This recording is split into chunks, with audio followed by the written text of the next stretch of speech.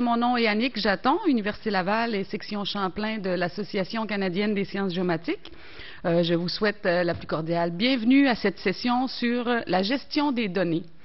Géomatique 2011 est initiée et organisée par l'Association canadienne des sciences géomatiques, section Montréal, je vous le rappelle.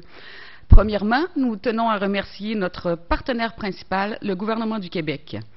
Je vous rappelle qu'il est important de bien éteindre vos appareils cellulaires, s'il vous plaît. Et également, notez que les présentations, c'est pour les auteurs, les conférenciers aussi que je rappelle ça, les présentations seront d'une durée de 25 minutes, incluant la période de questions. Alors, nous allons débuter immédiatement par notre première conférencière, Madame Ève Grenier, que j'invite à s'installer. Je vais vous partir la présentation.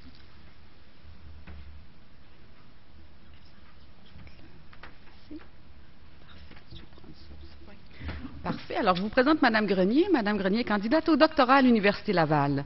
Ève Grenier détient un baccalauréat, une maîtrise en sciences géomatiques de l'Université Laval. Elle est présentement candidate au doctorat, également à l'Université Laval, et membre du Centre de recherche en géomatique. Riche de son expérience dans différents projets SOLAP, sa recherche porte sur les façons d'agréger intelligemment les données géospatiales pour le peuplement de cubes géospatiaux. Alors, Mme Grenier va nous entretenir sur l'agrégation de données géodécisionnelles, des questions pour mieux la définir. Bon, tout d'abord, merci d'être venu ce matin. Comme c'est dit dans la présentation, ça va être issu des résultats de ma recherche doctorale. Fait que pour commencer, je vais présenter l'approche analytique pour ensuite aller plus précisément sur le processus d'agrégation de données, puis ensuite utiliser des exemples pour les questions qu'on doit se poser pour l'agrégation de données.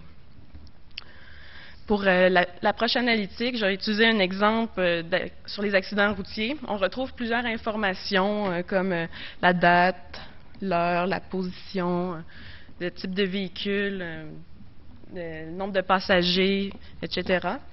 Fait que ces données-là, on peut les diviser en deux catégories, soit les axes d'analyse, qui sont en fin de compte ce qui dirige les analyses qu'on va faire dans le système, et les données recherchées, ce qu'on recherche.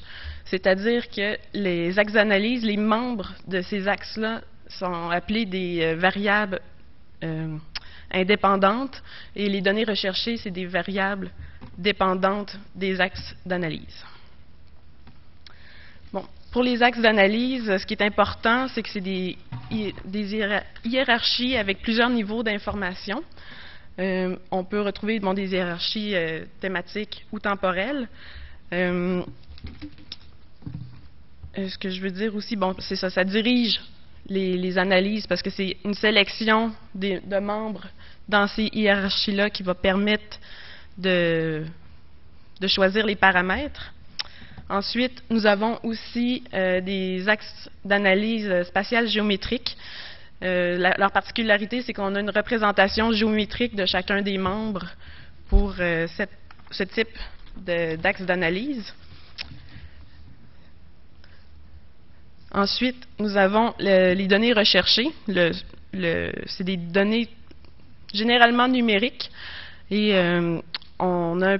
il y a un potentiel, en fin de compte, à utiliser également les données géométriques. Fait que c'est un petit peu le but de ma recherche, c'est de pouvoir apporter ce type de données-là pour l'analyse. Et dans le contexte analytique, les données numériques, on doit, en fin de compte, les exploiter avec un opérateur d'agrégation quand on veut s'occuper des croisements possibles. Fait que dans le système, dans un premier temps, on va associer une valeur de membre pour chaque dimension ou axe d'analyse. Et si on s'en va avec le niveau le plus fin, le plus détaillé, on retrouve en fin de compte l'équivalent d'une analyse qu'on ferait à partir d'un système opérationnel. Fait que ça, c'est l'équivalent. Mais si on veut exploiter, en fin de compte, le potentiel de l'approche analytique, c'est de pouvoir croiser, en fin de compte, un membre à différents niveaux sur chacun des axes d'analyse. Comme ici, on utilise un opérateur d'agrégation pour chaque donnée recherchée, principalement la somme pour les données numériques Et là, on a un opérateur de regroupement ou d'ellipse pour la position. Et on vient, en fin de compte, agréger cette information-là pour avoir une vue plus globale des données. En fin de compte, l'agrégation de données, ça permet, en fin de compte, de générer une donnée synthèse qui représente un ensemble de données plus détaillées. Fait que, dans un contexte décisionnel, le processus d'agrégation met en relation la donnée recherchée avec les axes d'analyse via un opérateur d'agrégation. En fin de compte, ça convient pour la plupart des types de données qu'on va retrouver dans les systèmes de gestion de vente, de marketing comptable, qui est en fin de compte les branches utilisées ou d'où vient l'approche analytique.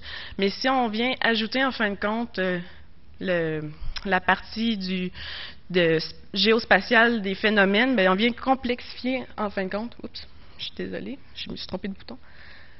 On vient complexifier le processus d'agrégation parce que maintenant, il faut tenir compte de la type de géométrie des phénomènes, de leur définition sémantique, des interrelations entre les objets, ainsi que le comportement temporel de chacun des objets.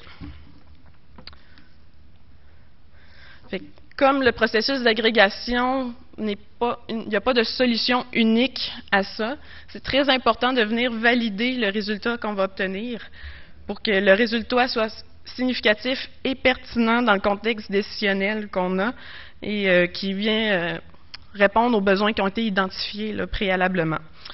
Dans le contexte de l'évaluation de population sur plusieurs années, où on s'intéresserait au découpage mettons, électorale avec leur classe d'âge et leur occupation, on pourrait, en fin de compte, agréger la population avec la somme, qui est l'opérateur qu'on utilise généralement pour les données numériques.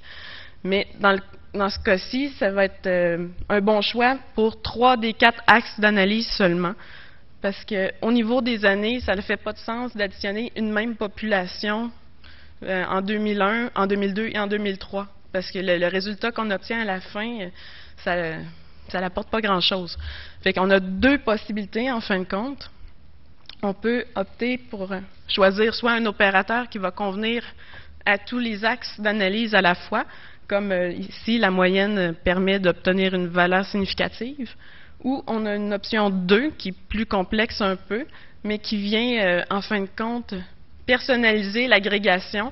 Fait qu'on peut utiliser l'opérateur somme sur chacun des axes d'analyse pour lesquels c'était une donnée pertinente, comme l'occupation, l'âge et les régions, et venir faire un opérateur d'agrégation de type moyenne pour tout ce qui est les regroupements d'années.